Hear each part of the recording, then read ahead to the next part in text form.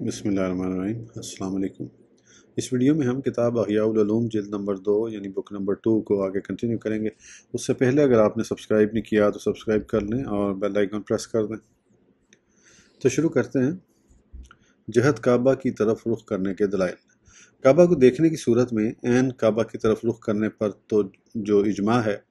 اور جب کعبہ کو دیکھنا مشکل ہو اس وقت جہت کعبہ پر اکتفا کرنے پر قرآن کریم، حدیث پاک، صحابہ کرام رضوان اللہ تعالیٰ علیہم اجمعین کا فعل اور قیاس دلالت کرتا ہے۔ چنانچہ قرآن پاک سے دلیل اللہ عز و جل ارشاد فرماتا ہے وَحَيْثُ مَا كُنْتُمْ فَوَلُّوا وُجُوهَكُمْ شَطْرَهُ، سورہ بقرہ۔ ترجمہ: اور اے مسلمانوں، تم جہاں کہیں ہو اپنا منہ اسی کی طرف کرو، یعنی اس کی جہت کی طرف۔ عربی محاورے میں جہت کعبہ کی طرف رخ کرنے والے کو کہا جاتا ہے۔ وَلَّ وَجْهَهُ شَطْرَهَا، یعنی اس نے اپنا منہ جہت کعبہ کی طرف کر لیا۔ حدیث پاک سے دلیل مروی ہے کہ حضور نبی پاک صلی اللہ تعالیٰ علیہ وسلم نے اہل مدینہ سے ارشاد فرمایا ما بین المغرب والمشرق قبلۃ، یعنی جو مغرب و مشرق کے مابین ہے وہ قبلہ ہے، اور مغرب اہل مدینہ کے دائیں طرف اور مشرق ان کے بائیں طرف واقع ہے۔ تو آپ صلی اللہ تعالیٰ علیہ وسلم نے مشرق و مغرب کے تمام درمیانی فاصلے کو قبلہ قرار دیا، اور فی نفسہ کعبہ کی لمبائی چوڑائی مشرق و مغرب کے برابر نہیں ہے، اس کے برابر تو جہت ہی ہو سکتی ہے۔ یہ الفاظ خلیفہ دوم امیر المومنین حضرت سیدنا عمر فاروق اعظم اور حضرت سیدنا عبداللہ بن عمر رضی اللہ تعالیٰ عنہما سے بھی مروی ہیں۔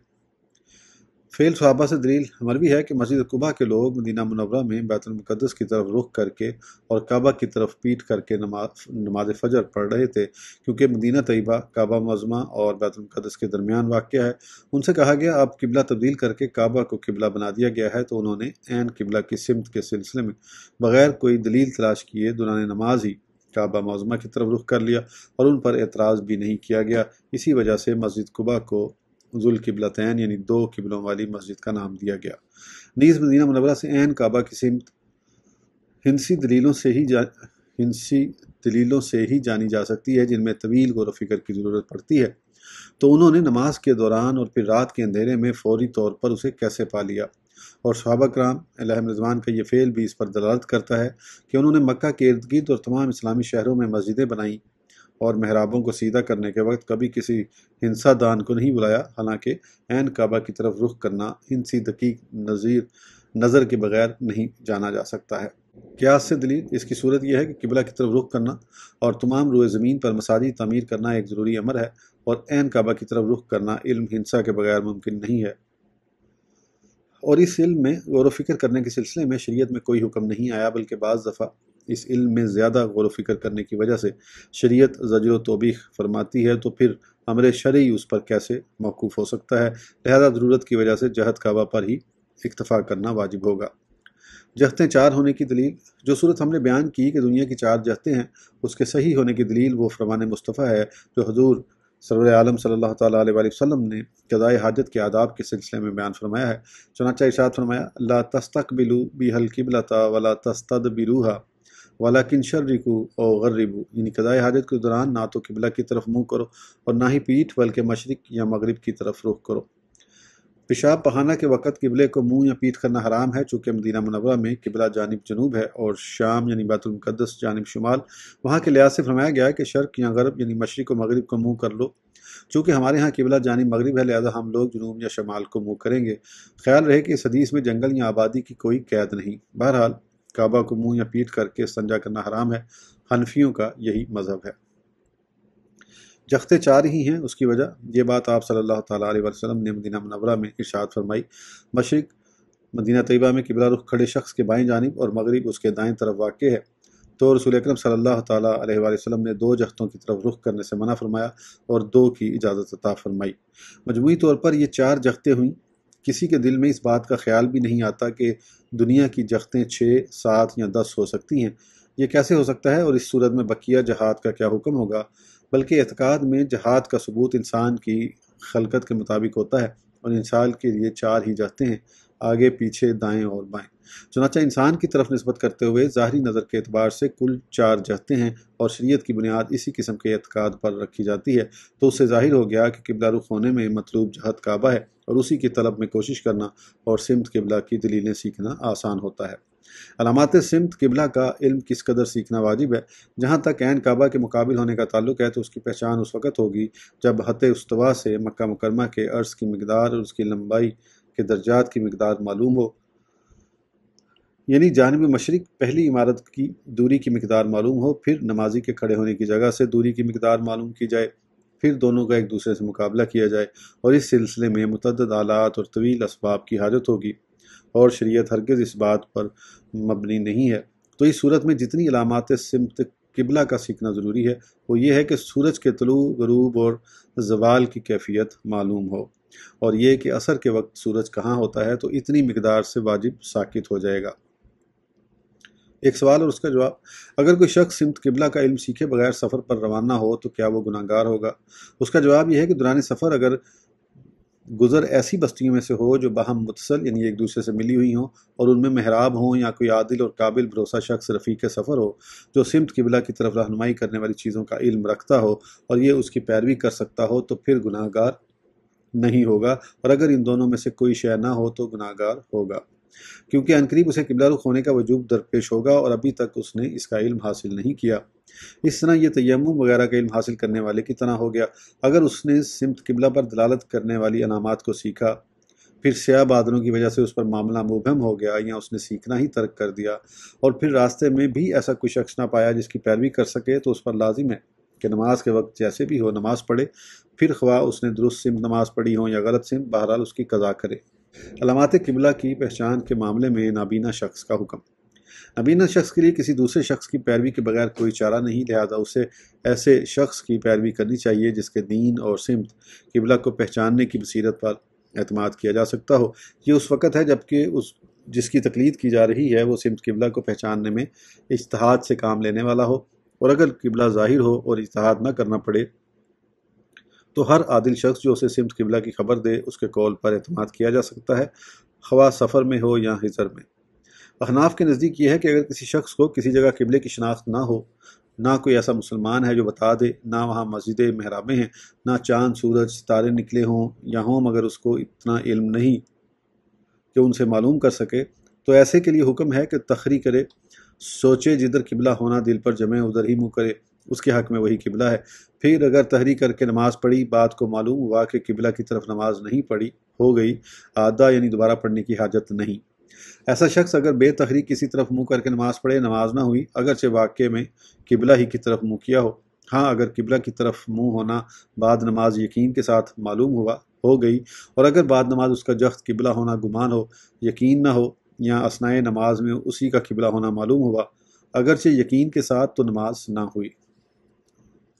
تحریر وغیرہ سے متعلق تفصیلی معلومات کے لیے بہار شریعت جلد اول صفحہ 479 یعنی 489 تک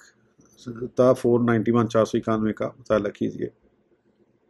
جس شہر میں کوئی فقیہ نہ ہو وہاں رہنا کیسا؟ نیز نابینا شخص اور جو سمت قبلہ کے علم سے جاہل ہے، ان کے لیے ایسے قافلے میں سفر کرنا جائز نہیں جس میں قبلے کی علامات جاننے والا کوئی شخص نہ ہو کہ جہاں سمت قبلہ معلوم کرنے کی حاجت ہو اس کے ذریعے معلوم کر سکے۔ جیسے کسی عام علم دین سے نابلد شخص کے لیے ایسے شہر میں سکونت اختیار کرنا جائز نہیں جس میں شریعت کی تفصیل کو جاننے والے فقیہ نہ ہوں، بلکہ اگر کوئی ایسے شہر میں رہتا ہو تو اس پر ایسے شہر کی طرف ہجرت کرنا واجب ہے جہاں وہ ایسے شخص کو پائے جو اسے علم دین سکھائے۔ اسی طرح اگر شہر میں فاسق فقیہ کے علاوہ اور کوئی فقیہ نہ ہو تو بھی اس پر اس مقام سے ہجرت کرنا واجب ہے، کیونکہ اس کے لیے فاسق کے فتویٰ پر اعتماد کرنا جائز نہیں، کیونکہ جس طرح روایت کے قبول ہونے کے لیے راوی کا عادل ہونا شرط ہے، اسی طرح قبول فتویٰ کے جائز ہونے کے لیے عادل ہونا شرط ہے۔ اگر شہر میں کوئی ایسا شخص ہے جو فقہ میں مشہور و معروف ہے لیکن عادل اور فاسق ہونے میں اس کا حال مخفی ہے، تو ایسے شخص کے قول کو قبول کرنا جائز ہے، جبکہ کوئی ایسا فقیہ نہ ملے جس کا عادل ہونا ظاہر ہو، کیونکہ مسافر شہروں میں مفتیوں کی عدالت کے بارے میں تفتیش نہیں کر سکتا، اور اگر وہ دیکھے کہ اس فقیہ نے ریشم پہنا ہوا ہے یا ایسا کپڑا پہنا ہوا ہے جس پر ریشم غالب ہے، یا وہ ایسے گھوڑے پر سوار ہے جس پر سونے کی زین ہے، تو اس کا فسق ظاہر ہو گیا اور مسافر کو اس کا قول قبول کرنا منع ہے، لہذا اسے اس کے علاوہ کسی اور کو تلاش کرنا چاہیے۔ اسی طرح جب دیکھے کہ وہ بادشاہ کے دسترخوان پر کھانا کھاتا ہے جس کا اکثر مال حرام ہے، یا اس سے وظیفہ یا انعام لیتا ہے، اس بات کی تحقیق کیے بغیر کہ بادشاہ کے پاس وہ مال حلال طریقے سے آیا تھا یا حرام طریقے سے، یہ تمام صورتیں بھی فسق کی ہیں اور عدالت کے سلسلے میں اثر انداز ہوتی ہیں اور فتویٰ، روایت اور گواہی قبول کرنے سے منع کرتی ہیں۔ نماز پنجگانہ کے اوقات کی معرفت۔ پانچوں نمازوں کے اوقات کی پہچان ہونا بھی ضروری ہے۔ ظہر و عصر کا وقت۔ ظہر کا وقت زوال یعنی سورج ڈھلے سے شروع ہو جاتا ہے۔ دن کی ابتدا میں لازمی طور پر جانب مغرب ہر شخص کا سایہ طویل ہوتا ہے، پھر وہ وقت زوال تک مسلسل کام ہوتا رہتا ہے، پھر یہ سایہ جانب مشرق بڑھتا ہے اور غروب آفتاب تک بڑھتا ہی رہتا ہے۔ مسافر کو چاہیے کہ ایک جگہ ٹھہر جائے یا ایک لکڑی سیدھی کھڑی کر دے اور اس کے سائے کے سرے پر نشان لگا لے، پھر ایک ساتھ بعد غور کرے، اگر اس کے سائے میں کچھ کمی دیکھے تو جان لے کہ ابھی ظہر کا وقت داخل نہیں ہوا۔ اس کی پہچان حاصل کرنے کا طریقہ یہ ہے کہ شہر میں کسی برات اعتماد مؤذن کی اذان کے وقت اپنے قد کا سایہ دیکھے۔ مثال کے طور پر اگر اس کا سایہ اس کے اپنے قدم کے اعتبار سے 3 قدم ہے تو جب سفر میں اسی طرح ہو اور بڑھنا شروع کر دے تو نماز پڑھے، پھر جب اس کے اپنے قدم کے اعتبار سے 6.5 قدم تک بڑھ جائے تو عصر کا وقت شروع ہو جائے گا، کیونکہ ہر شخص کا سایہ اس کے اپنے قدم کے اعتبار سے تقریباً 6.5 قدم ہوتا ہے۔ پھر اگر اس کا سفر گرمیوں کے شروع سے ہو تو وقت زوال کا سایہ ہر دن بڑھے گا، اور اگر سردیوں کی ابتدا سے ہو تو ہر دن کم ہوگا۔ زوال کے سائے کو پہچاننے کے لیے سب سے بہترین چیز میزان ہے، لہذا مسافر کے چاہیے کہ اسے اپنے ساتھ رکھے اور اس کے ذریعے ہر وقت کے سائے کے اختلاف کا علم حاصل کرے، اور اگر مسافر اس بات کو جانتا ہو کہ قبلہ رخ کھڑے ہونے کی صورت میں سورج کس جگہ واقع ہوتا ہے اور وہ سفر میں ایسی جگہ ہو جہاں اس پر کسی دوسری دلیل کے ذریعے جہت قبلہ ظاہر ہو، تو اس کے لیے وقت کو سورج کے ذریعے معلوم کرنا ممکن ہے۔ مثلا اگر وہ اپنے شہر میں ہوتا تو سورج اس کی دونوں آنکھوں کے درمیان ہوتا۔ مغرب کا وقت۔ نماز مغرب کا وقت سورج غروب ہونے سے شروع ہوتا ہے، لیکن بعض اوقات پہاڑوں کی وجہ سے سورج غروب ہونے کی جگہ اس پر پوشیدہ ہو جاتی ہے، لہذا اسے چاہیے کہ جانب مشرق دیکھے۔ جب اسے افق میں ایسی سیاہی نظر آئے جو زمین سے 1 نیزے کے مقدار بلند ہو تو مغرب کا وقت شروع ہو گیا۔ عشاء کا وقت۔ نماز عشاء کا وقت شفق کے غائب ہونے سے معلوم ہوتا ہے، اور شفق سے مراد سرخی ہے۔ اگر پہاڑوں کی وجہ سے شفق غائب ہونا پوشیدہ ہو تو پھر وقت عشاء کو چھوٹے چھوٹے ستاروں کے بکثرت ظاہر ہونے سے جانا جائے گا، کیونکہ یہ سرخی غائب ہونے کے بعد ہی ظاہر ہوتے ہیں۔ فجر کا وقت۔ آسمان میں پہلے بھیڑیے کی دم کی مثال لمبائی میں ایک سفیدی ظاہر ہوتی ہے، اس سفیدی کے ظاہر ہونے سے وقت فجر شروع ہونے کا حکم نہیں لگایا جائے گا، حتیٰ کہ اس کو ظاہر ہوئے کچھ وقت گزر چکنے کے بعد پھر ایک سفیدی ظاہر ہوتی ہے جو پھیلتی ہے، اس کے ظاہر ہونے کی وجہ سے آنکھ سے اس کا ادراک کرنا مشکل نہیں ہوتا۔ یہ فجر کا ابتدائی وقت ہے۔ چنانچہ حضور صلی اللہ تعالیٰ علیہ وآلہ وسلم نے ارشاد فرمایا، صبح اس طرح نہیں ہے۔ یہ فرمانے کے بعد اپنی دونوں ہتھیلیوں کو ملا دیا، پھر ارشاد فرمایا بلکہ صبح اس طرح ہوتی ہے۔ یہ فرماتے ہوئے اپنی ایک شہادت کی انگلی کو دوسری پر رکھا، پھر دونوں کو کھول دیا۔ اس کے ذریعے آپ صلی اللہ تعالیٰ علیہ وسلم نے اس طرف اشارہ فرمایا کہ جس سفیدی سے وقت فجر شروع ہونے کا اعتبار کیا جاتا ہے وہ پھیلی ہوئی ہوتی ہے۔ احناف کے نزدیک شفق اس سفیدی کا نام ہے جو جانب مغرب میں سرخی ڈوبنے کے بعد جنوباً شمالاً صبح صادق کی طرح پھیلی ہوئی رہتی ہے۔ وقت فجر کے سلسلے میں منازل کے اعتبار کا مسئلہ۔ بعض اوقات منازل کے ذریعے بھی وقت فجر کے شروع ہونے پر استدلال کیا جاتا ہے، لیکن یہ اندازہ ہے، کوئی تحقیقی بات نہیں۔ اعتبار سفیدی کی چوڑائی میں پھیلنے کا مشاہدہ کرنے کا ہے، کیونکہ بعض لوگوں کا یہ گمان ہے کہ سورج کے طلوع ہونے سے 4 منزلیں پہلے ہی صبح ہو جاتی ہے، لیکن یہ غلطی ہے، کیونکہ یہ تو فجر کاذب ہے، اور جو محققین نے ذکر کیا ہے کہ سورج طلوع ہونے سے 2 منزلیں پہلے صبح ہوتی ہے، یہ فجر کے صحیح وقت کے قریب قریب ہے، لیکن اس پر بھی اعتماد نہیں ہے، کیونکہ بعض منزلیں پھیلی ہوئی اور ترچھی طلوع ہوتی ہیں، اس صورت میں ان کے طلوع ہونے کا زمانہ کم ہوگا، اور بعض منازل کھڑی ہوئی طلوع ہوتی ہیں، اس صورت میں ان کے طلوع ہونے کا زمانہ طویل ہوگا۔ نیز یہ مختلف شہروں کے اعتبار سے مختلف ہوتی ہیں جن کا ذکر طویل ہے۔ ہاں، یہ مناظر اس بات کی صلاحیت رکھتی ہیں کہ ان کے ذریعے وقت فجر کا قریب یا دور ہونا جانا جائے، لیکن جہاں تک تحقیقی طور پر وقت فجر کے شروع ہونے کا تعلق ہے تو اس کو 2 منازل کے ذریعے بالکل بھی ضبط نہیں کیا جا سکتا۔ بہرحال جب سورج طلوع ہونے میں 4 منازل باقی رہ جائیں تو ان میں 1 منزل کی مقدار میں یہ یقین ہوتا ہے کہ وہ صبح کاذب ہے، اور جب تقریباً 2 منازل باقی رہ جائیں تو صبح صادق کا طلوع ہونا متحقق ہو جاتا ہے، اور اب دونوں صبحوں کے درمیان تقریباً 1 منزل کے 2/3 حصے کی مقدار وقت رہ جاتا ہے، جس میں شک ہے کہ وہ صبح صادق ہے یا صبح کاذب۔ یہی وہ وقت ہے جس میں سفیدی ظاہر ہوتی اور پھیلتی ہے، لیکن چوڑائی میں وسیع نہیں ہوتی۔ اس شک کے وقت میں روزہ دار کو چاہیے کہ سحری نہ کرے، اور وتر و تہجد پڑھنے والا اس سے پہلے پڑھ لے، اور یہ شک کا وقت گزرنے تک نماز فجر نہ پڑھے، اور جب وقت فجر کا شروع ہونا متحقق ہو جائے تو نماز فجر پڑھے۔ اگر کوئی شخص اس بات کا ارادہ کرے کہ وہ یقینی طور پر ایک ایسا معین وقت جان لے جس میں وہ سحری کا پانی پیے اور پھر اس کے بعد کھڑا ہو اور اس کے ساتھ ہی نماز فجر ادا کر لے تو وہ اس پر قادر نہیں ہے، کیونکہ اس کی معرفت انسان کی طاقت میں بالکل بھی نہیں، بلکہ توقف اور شک کی وجہ سے مہلت ضروری ہے، کیونکہ اعتماد تو دیکھنے پر ہے، اور دیکھنے کے سلسلے میں اعتماد اسی وقت ہوگا جب روشنی چڑائی میں پھیل جائے حتیٰ کہ زردی کا آغاز ظاہر ہو جائے۔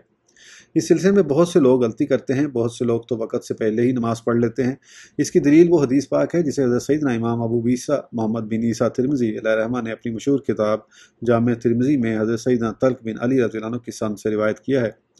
کہ حضور صلی اللہ تعالیٰ علیہ وآلہ وسلم نے ارشاد فرمایا، کھاؤ پیو اور پھیلنے سے پہلے اوپر کی طرف بلند ہونے والی روشنی تمہیں کھانے پینے سے منع نہ کرے، اور کھاؤ پیو حتیٰ کہ تمہارے لیے سرخی پھیل جائے۔ سرخی کی رعایت کرنے کے سلسلے میں یہ حدیث صریح ہے۔